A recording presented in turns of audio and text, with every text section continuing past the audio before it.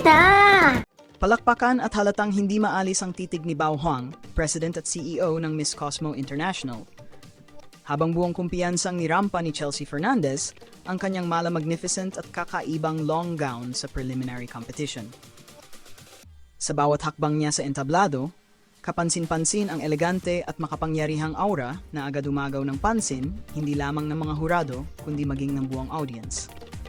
Makikita sa mga kuhang larawan at video kung paanong todo ang atensyon ni Bao Huang kay Chelsea, tila sinusuri ngunit sabay hinahangaan ang kanyang presence, posture at fashion impact.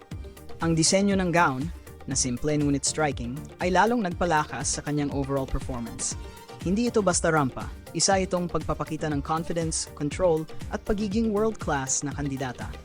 Samantala, ramdam din ang reaksyon ng mga manonood na napanganganga at napapalakpak habang dahan-dahang tinatahak ni Chelsea ang runway. Para sa marami, isa ito sa mga pinaka-memorable moments ng preliminary night. Muli na namang pinatunayan ni Chelsea Fernandez na kaya niyang mangibabaw hindi lang sa ganda, kundi sa presence at dating na tunay na pang-international stage.